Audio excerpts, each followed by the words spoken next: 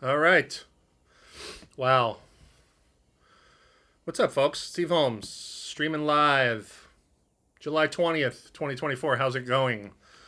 Wasn't sure if I'd do this today. Every weekend, I'm like, what is going on with this? What is this? What is this in here? Like, these things? Like, what are these? Like, what is happening? So, that's what's happening. For better or for worse, that's that's what I got.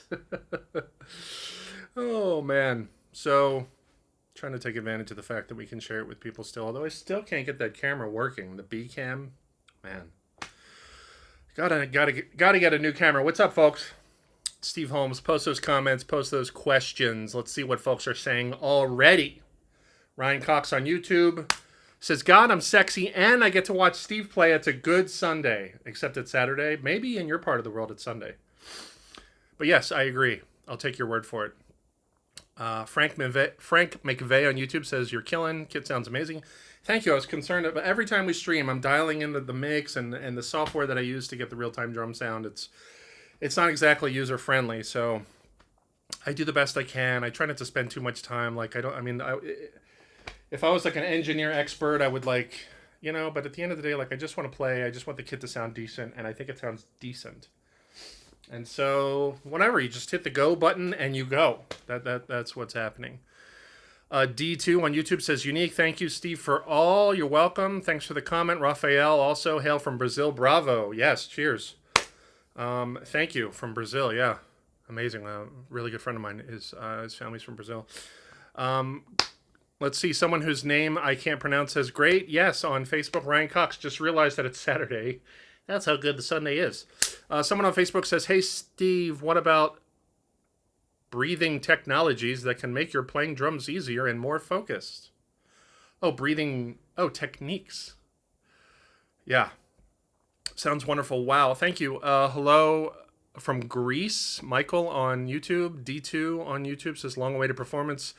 Yes, it's been like 2023. I streamed like every other week. If you go to my YouTube channel, you'll see like all the streams are there from 2023. There's a ton of information and playing on there. But 2024, I just really tapped the brakes. I kind of got sick of my own playing and needed a change and wanted to just play less in the hopes of like my musical imagination like kind of rebooting, which didn't really happen because I'm playing the same crap that I played last year. It just feels new because it's been months, right? I guess that's the secret, right? Raphael says, what are you using in your ears? These are just in-ear monitors that are just getting a little bit of the drum mix. Just a little bit of the drums in here. But if I'm playing along to a click or a track, then obviously it's like blasting through the in-ears. Someone asked about breathing. I mean, really, like, I chalk that up to stamina and just being in shape, and I am not. That's another reason why I haven't been streaming or playing too much. Actually, I haven't done the best job of like taking care of myself, which is more important the older you get. I'm kind of like most Americans. I'm kind of like addicted to my comfort, and I've kind of succeeded, for better or for worse, at achieving like a comfortable lifestyle. So be careful what you wish for. It's one of those things. But yeah, need to do more exercise, need to do more cardio. But man, this is so good for you. Like drumming, I'm fun. Like it's mentally, physically, emotionally. Like this is just like has its own compartment in my brain, and it only gets opened when I'm doing this, and I think that's fascinating. So it's actually a good way to take a break from what I and others call like the merry-go-round that's in your head. Like the constant thinking about the things that are important. It's like just take it, like literally turn it off. It's like that show on Apple TV where the people go to work and they become different people at work than they are outside of work. Like this is that kind of, which is kind of interesting. I forget the name of that show. Anyways, I love that show actually, and they're doing a season 2, and I'm actually very excited about it. Hello from England. Thank you on YouTube. That's Jackus Bruno. Andy Starr on YouTube says, love your sound and technique. Can you break down a GAD-S 6-stroke roll? I don't know. That's just one of the things that we've talked about so much. Andy, I appreciate the question. If you go to my YouTube channel, you'll see there's different playlists, and one of them is like lessons, and there's tons of streams, tons of pro-ish, like shot and edited instructional videos, talking about all kinds of like 16-note triplet phrasing and stuff like that. So dig into that stuff. There's tons of stuff there. Ron on YouTube says, great drumming from Canada. Thank you. Ryan Cox says, do you swim as well? It's amazing exercise.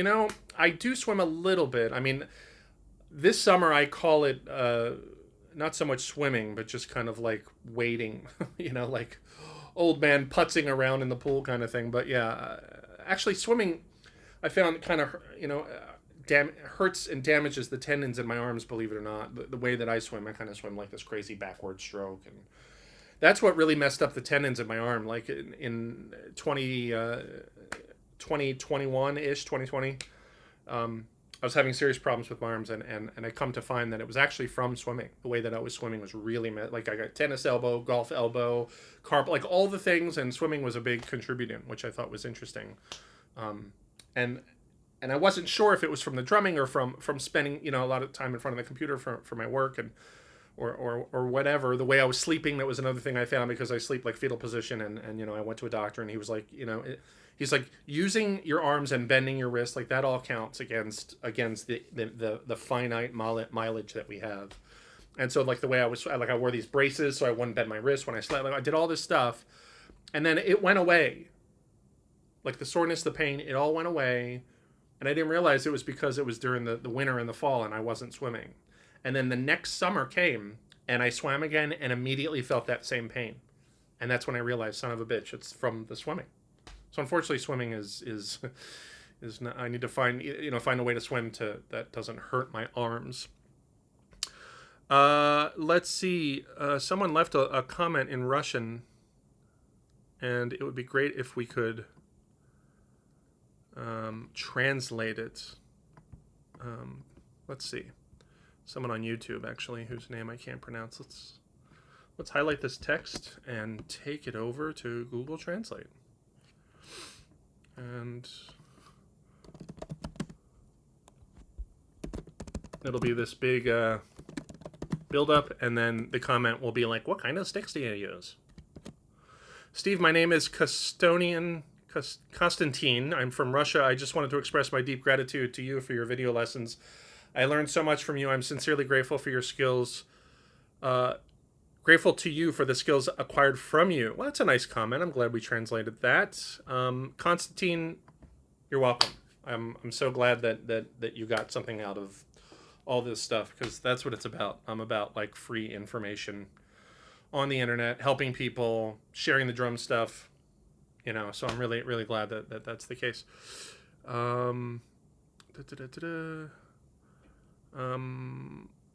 Yeah, someone mentioned this guy Xavier Ware on. I actually have seen his stuff. He's pretty amazing, if it's the guy I'm thinking of. Let's see. Dirk Lorenz Matheson on YouTube says, you're back. That's great. I hope you're well. I've been looking forward to hearing from you again. I mean, Dirk, I'm here. I'm just playing the same stuff I always play. And like all my gadgets, the batteries are dead. Like my other phone that I use for a click, like my other phone that I use for a camera, like all the gadgets are dead. So I don't have any like other periffs, and I'm trying to decide what to buy. Like it's time to get something, for the drum room. Like whether it's another camera. I was thought about getting an iPad and using that for like a metronome, and like real book apps and that kind of thing. I thought about doing that. Let's see. Raphael says, do you really prefer the traditional grip ever? Jacka says, how long have you been playing traditional grip? I've been playing traditional grip since, well, I mean, it's kind of interesting. I mean, I started playing drums when I was in like elementary school, like 5th grade, 6th grade. So I'm like, I don't know, 11 or 12, and got into like air drumming and rock and roll. That's how I started, quickly got into like progressive rock, like Rush and Yes, Van Halen, Men at Work, actually. Really cool drumming on those early Men at Work recordings, Jerry Spicer. Yeah, so I started like with the match grip stuff, and then like I was in school band, and then they taught traditional for reading, being in the concert band in school and stuff. And so I only played traditional grip like when I was doing like the school band, and just match grip when I was playing my drum set at home. And then I got into like fusion drumming, Steve Gadd and Weckl and Vinny and that stuff. Like when that stuff emerged, like in the late '80s, and so at the time I was taking private drum lessons too, and learned basic like jazz independence. Ted Reed, Jim Chapin, blah blah blah, and I learned that stuff like traditional grip, and so I kind of had two drumming identities. I had like the rock and roll Neil Peart, Alex Van Halen wannabe, and then the traditional grip, kind of fusion wannabe jazz thing. And so I had to eventually make a choice, and I made the choice when I first moved to LA, actually, in '93. I went to Musicians Institute, blah, blah, blah. Talked about this on other streams a lot. And I decided to commit to traditional grip at that point, actually. And so I wanted to, okay, all the stuff that Match Grip Guy can do, I need to be able to do like traditional grip, and then, kind of continue nurturing that from there. And so that's what I did.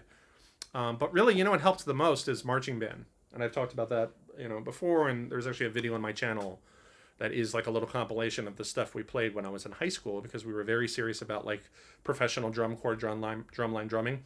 And we weren't really on anywhere near that level, but we were trying. And I did have like, a clean double stroke roll happening, which is kind of the key to a lot of stuff, clean doubles. And so I was lucky enough to march for 4 years, competitions, football games, parades. There was a lot of practice with traditional grip, doubles, rudiments. And so that really helped, and so I guess that answers that. Yeah. Like 1993, I committed. I was like, all right, Match Grip Guy, done. And, I'm not even saying one's better than the other. We've talked about that before, I'm all about strengths and weaknesses, not better or worse. There's definitely a power thing that you can get with Match Grip that you cannot get with traditional grip. The backbeat is just, it's just different, I just think that, this accommodates, the ability to kind of finesse, softer strokes a little bit more for me personally, and if you play a lot of ghost notes, then that helps in that regard. But obviously there's guys that are amazing at, there's the traditional grip masters and the Match Grip masters. And so it's kind of up to you what feels best to you, how you want to look when you play. I mean, if that's important, that definitely affects it. I thought traditional grip kind of looked cool when I was younger, and so that definitely played a part. So if you don't care about that kind of thing, I mean, it's just like, what stuff do you want to play? What technique best accommodates that stuff? That's really the question. So, but I find that as time goes on, there's less and less traditional grip guys, which is kind of interesting. But my generation, like Generation X and Boomers, and they're like, there was a lot of traditional grip guys that were big drumming stars when we were in our formative years. That stuff was, it was all over the place. And so I'm kind of glad that I got it, that I can do it, because I could, switch back to matched, and if I spent a couple weeks working on it, I could probably get to a pretty good place. But right now it feels very uncomfortable, which is interesting, right? Like let's try to play Match Grip. Let's embarrass myself. I'll show you how bad I suck at Match Grip. Plus the snare is like, it's not necessarily set up for that. But let's play Match Grip. It's gonna be so uncomfortable.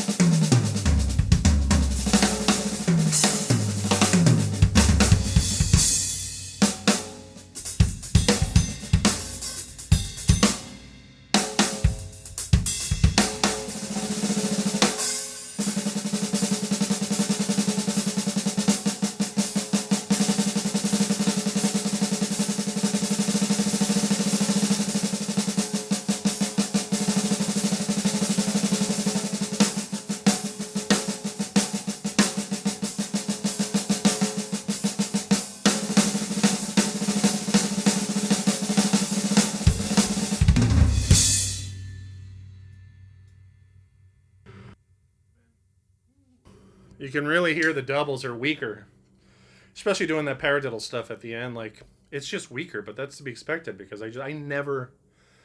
That's the longest that I've played match grip in years. Like that like 60 seconds or whatever. That's the longest I've done in years. You know. But again, it's not better or worse. You know, like I've talked about this. You know, it's in people's nature to think that the thing that they've chosen is better. Of course. You know, but you got to be open. You know, oh, this person's doing something different. It's working for them. That's great.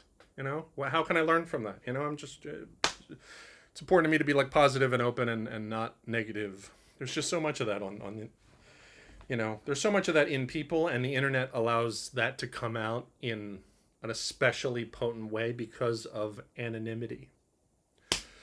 And comments and things on the internet are largely behind the wall of anonymity or safety because they can't really suffer consequences as a result of their comments. And so they're more inclined to be negative.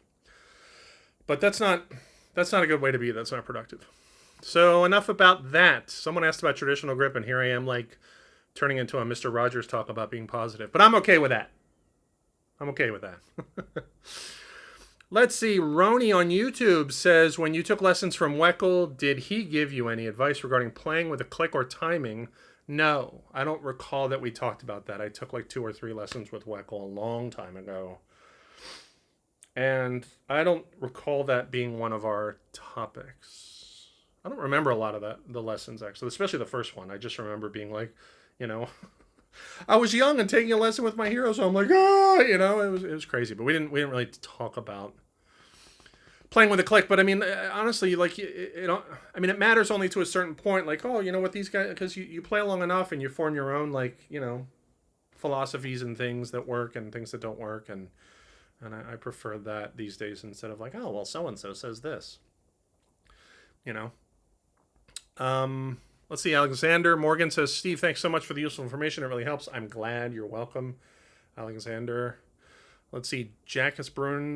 Neil Peart's my favorite drummer. He rocks on the camera eye. Yes, I love the camera eye. Jackus, if you haven't seen my Neil Peart tribute video, check it out. Go to YouTube and search for, like, whatever.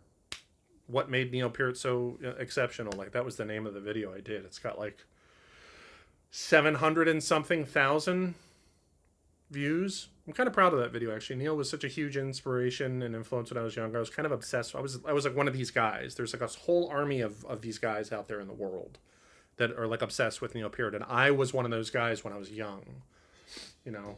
And I'm kind of glad that I graduated from that because there's just so much. There's so much more to be seen, you know, and whatever. But yeah, just that music and that guy's drumming is just so unique and amazing. And if you haven't seen my video on him, it's basically a whole video essay on why he is exceptional. Because after he passed away, I wanted to make a video that wasn't so much for people that liked him. It was for people that had heard of him and wanted to know what the big deal was. That's who that video is for. And so I wanted to, like, forever, however long YouTube is with us, however long, like, you know, for people that are like, what's the big deal with Neil Peart? Like, that's who I wanted to the video is for, to be like, here's why it was a big deal, you know.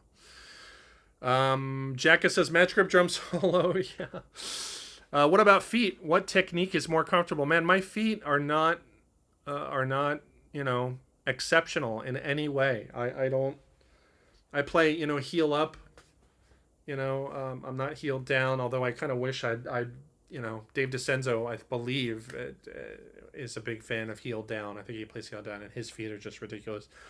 Dave DiCenzo is one of my favorite drummers of all time. If you haven't heard or checked out Dave DiCenzo, DiCenso, I believe, check out Dave DiCenzo. He's just taken the flow concept to like a whole other level. Him and John Scott, I think his name is, on Instagram, J Scott Drummer. Oof, love that guy's playing. Thought about taking a lesson with him, actually. You know, I'd be willing to spend some money and just do like a one-on-one Zoom with that guy, just to hang and just pick his brain and be like, man, you're doing it. Let's talk about it, you know? So yeah, my feet, I don't really have any, I mean, I've practiced a lot with my feet. My goals with my feet were just like, you know, I mean, I kind of have a heavy foot, which is the result of growing up with rock and roll, and I find that actually gives me a little bit of an advantage over drummers that didn't like really go through a rock thing, you know, like I did. And I can kind of tell you, I can hear the difference between guys that didn't really. Like, I used to play along to Van Halen records and stuff when I was young, like playing hard. People used to say, man, you play so hard and just bashing.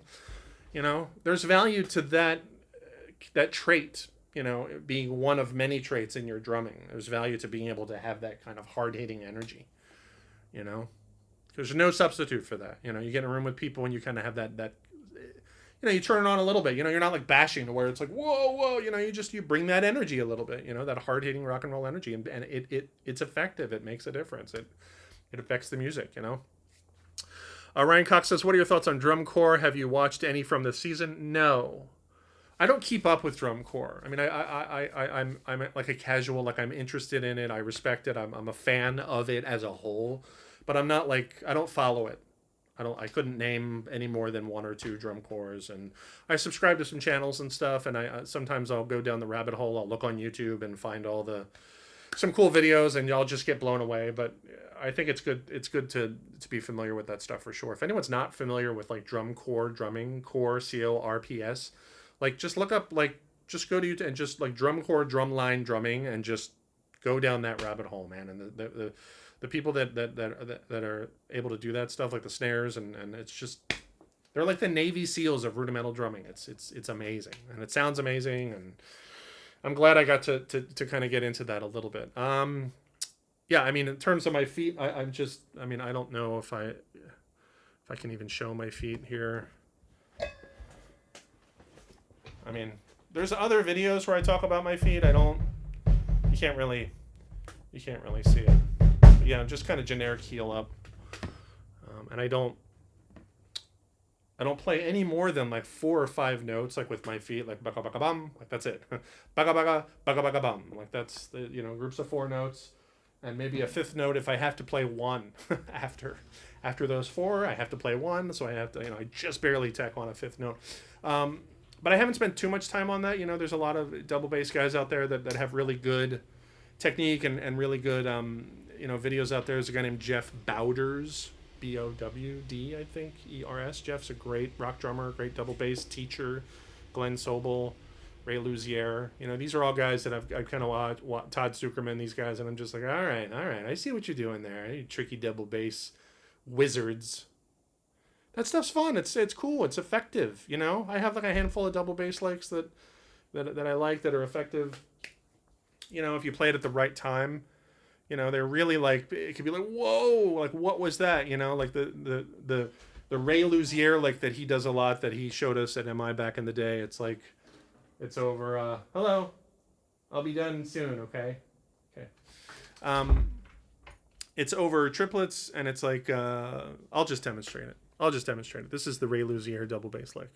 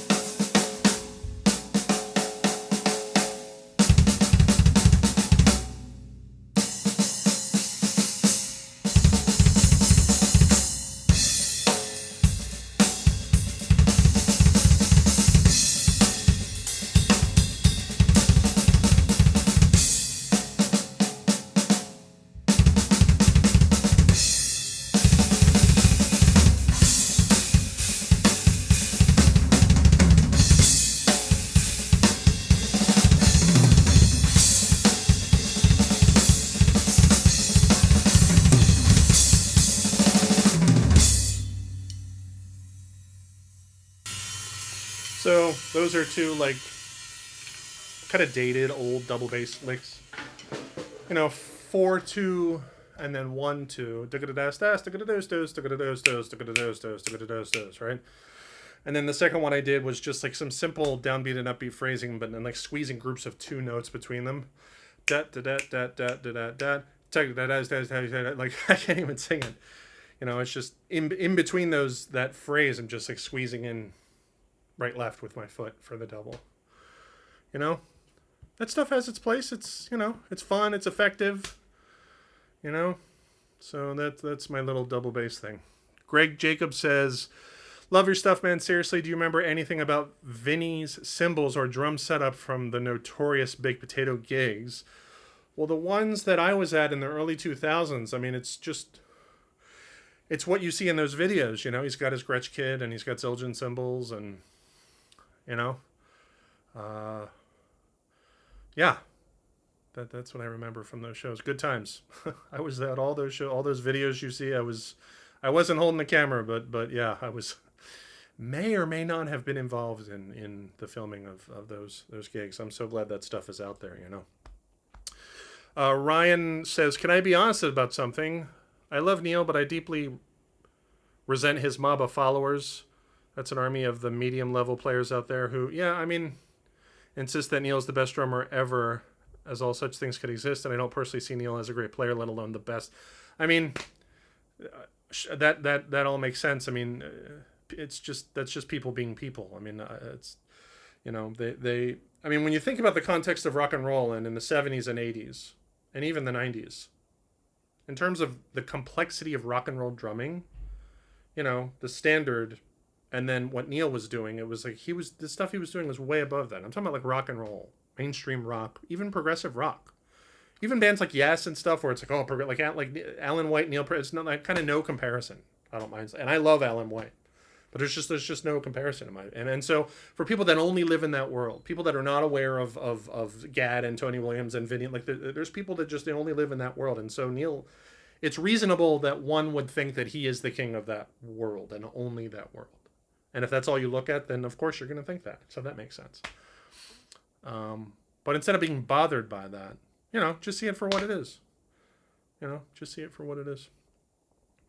I tend to get that way too with my heroes. It's except instead of Neil, I'm like Vinny. I'm like, you don't understand. Vinny's the best drummer ever. Like that. I mean, I'm almost like that too. Or I used to be. I used to really be like that. Not so much anymore. Now I'm just like, what are you in the mood for? What are you in the mood for? I'm in the mood for some Ari Honig. Let's watch some Ari Honig on YouTube. I mean, if you're in the mood for something, nothing else is going to satisfy that craving. If you're in the mood for Ari Honig, you want to see Ari do his thing, his amazing thing, then the best Gad clip in the world is not going to satisfy that itch. The best Neil, the best, like it's all about, I mean, that's the beauty of it. It's the beauty of any art. It's like, man, this successful artist makes this very particular thing, and if I want that thing, it satisfies in a way that is just amazing and nothing else will satisfy. Same with music and movies. Like I'm in the mood for whatever, some dark drama. Let's watch The Social Network or whatever. Let's watch any movie from that director. I forget his name. I forget people's names when I'm on. I'm just getting old. I'm in the mood for a comedy. Whatever. Let's watch Jim Carrey. Let's watch whatever, Larry David. And it's like, oh no, but The Godfather is so much better. Of course, it's like, what? I'm not in the mood for that. I don't want that. That's not what it's about. Let's see. Have you studied Virgil Donati's playing, if that's possible, says Jackus Barun. I guess I have a little bit. I've watched a lot of Virgil. I took a lesson with Virgil. I've hung out with Virgil at the Baked Potatoes several times. Virgil has been helpful to me. Like I called him one time with a business question and he was very helpful. And I've watched tons of videos of his. The power drumming video came out, when it did, and just kicked the door down and just kind of raised the roof in terms of what we all thought was possible on drums. Term like double stroke rolls with the feet while, soloing over it, and just like his phrasing. And I was really intrigued at Virgil's phrasing for a long time, because I just didn't understand like how he was achieving that kind of phrasing. And the reason why I didn't understand it is because I wasn't well versed in like 30-second note phrasing. You know, because I was all about like flowing triplets. For a long time, I had like the triplets thing going, and I kind of leaned on that. And I didn't really have any 30-second note game. You know, because when you start turning on 30-second notes and placing accents, they could sound, you know, very, I mean, if depending upon where you put the accents, it can sound very, I mean, I don't want to say unmusical, but it's hard to latch on to the time because that kind of phrasing doesn't really spell out the time. That's the thing. You know, if you play really fast 30-second notes and you're putting accents in different places and you're going up and down the kit, usually that kind of phrasing, it doesn't really spell out the time.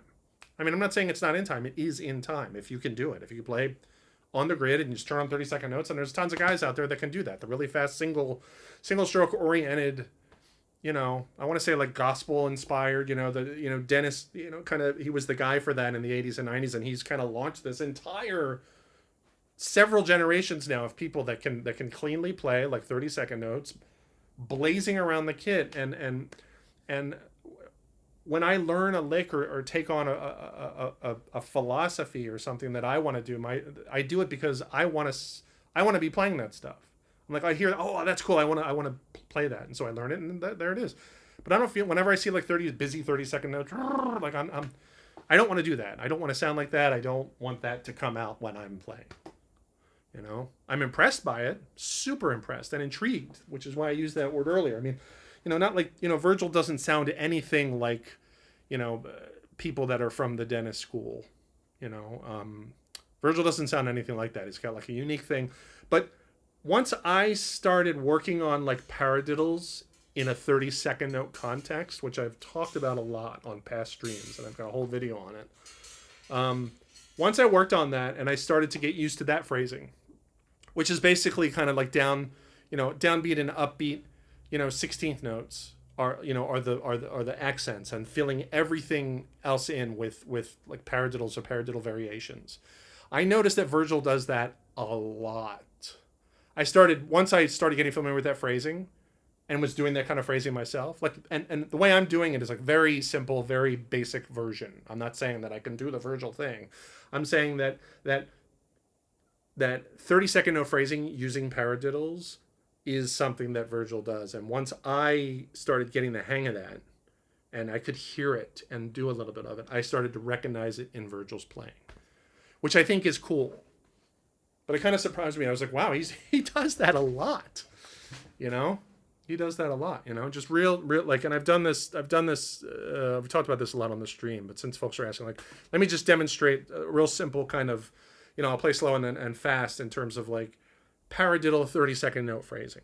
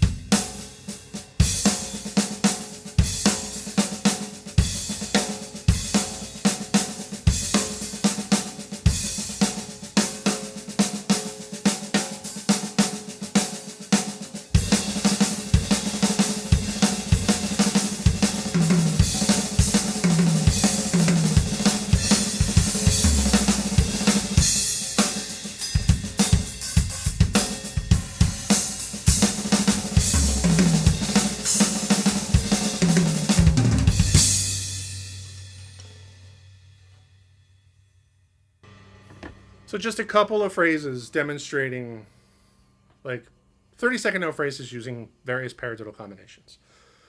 And this is something like that. I've got like a handful of things that I talk about over and over. This is one of those things. So folks that have seen me talk about this before, apologies, but there are some folks in here that it seem kind of new and are like asking about that stuff. And so like I played it fast, I played it slow, I played it without putting it on the kit, like just on the snare drum. And I don't know the sticking. I mean, anyone that can play like paradiddles decently should be able to figure out, just based on the accents, because as you can see, the accents are a super important part of that. And it's either a paradiddle, para-paradiddle, or a paradiddle-diddle, or para-paradiddle-diddle, like whatever it needs to be, whether it's 4 or 2 or 6 or 8, in order to achieve the intended phrase via accents, right? Because that last phrase was like ba ba ba ba ba ba ba ba ba ba, I think. Right? So it's all para-paradiddle, para-paradiddle, para-paradiddle, para-paradiddle, paradiddle, paradiddle, right? There's a good example. That's what the phrase is. Translated to paradiddles, that's what it is. And then like you just get used to it. You get the coordination and the muscles and the technique out of the way. It's like, okay, I can do it fast. Okay, so now put it all over the kit. Cymbals, toms, vary it up, come out, and then they just become like little words you can put together. And eventually you start improvising with those kind of simple phrases. Ba ba ba ba ba ba ba ba ba ba ba ba ba ba. But against 30-second notes, buzz buzz buzz buzz buzz buzz buzz buzz buzz buzz buzz buzz buzz, right? You just figure out like what the paradiddle combination is to achieve the intended accented phrase. That's how you do it. And so once I got the hang of that, like I said, I started to notice, ooh, Virgil does that a lot, and I think it's really cool. He's really capitalized on that, And maybe I'm wrong. Maybe Virgil's like, you know what? I don't do that much, which is fine. But regardless, I love Virgil. He's an amazing drummer. Actually, Virgil's touring with Asia. I follow him on Instagram. He's touring right now with Asia, like the 80s rock band. Heat of the Moment. Great tune. Virgil's out there playing that stuff with them. That's super cool. I'm so glad he's out there doing that kind of thing. Okay, so that answers Jackus Brune. Hey, if folks want to support the stream or support me, it would be great. There's a link in the description of the stream. There's a link in all of the videos. A Linktree link. If you click on the link, it'll take you to a page where you can, there's different ways to support financially. So that would be great. I don't have a Patreon or anything because I don't put content out regularly enough to have a Patreon. But certainly would appreciate any support that folks are willing to give. Hit that Linktree link, and it should take you to all the different, PayPal and Zelle and all that stuff. And feel free to contribute in any way you feel comfortable. So, having said that, let's see. Could you tell me recording or oh, someone's asking about an RA recording. I'm not familiar with that recording. Sorry. I'm not familiar. I don't have that answer. Sorry. Just listening and enjoying your awesome answers. Thank you, says John D. Riamo. You're welcome, John. I'm glad you're digging it. Let's see. Greg Jacobs says, do you prefer clear or coated and why? I love Ambassador Coat. As you see, like I'm messing with different ones and I put coated on all three, and I was actually struggling to get them to a place where I really, really was happy, which is not, it's my fault. And so I put the clear on here, but then I still like the sound of it. I'm all over the place, I think that I love the Yamaha Phoenix. They're my favorite drums, best drums in the world, in my opinion. And clear versus coated. There's another coated that I wanted to try, a new coated, but I haven't been able to try it. So, okay. I think that's good. That's plenty of chatting, plenty of drumming. I think we're going to call it. This is fun. I don't know why I stopped doing this. It's because I was playing the same stuff over and over. Anyways, so I guess the key is to wait long enough to where we do it again. And it's new people come in, so that stuff sounds new to them, Anyways, my name is Steve Holmes. I appreciate folks hanging out. If you're not subscribed to my YouTube channel, please do it. Sign up for YouTube. Click subscribe. Trying to get that subscriber count up. We just passed 25,000, I think. So let's get that up there. Okay. So anyone interested in Zoom lessons or whatever, you can email me steveholmes@gmail.com. Or if you're in LA and you want to study, let's do it. I'm willing to sit down, talk about drums. It'll be a lot like this, but just, me talking to you instead of a bunch of faceless people on the internet. All right, thanks for hanging out. Let's play a little bit more, I guess. Just a little more. Let's play it out, and then we'll call it. All right.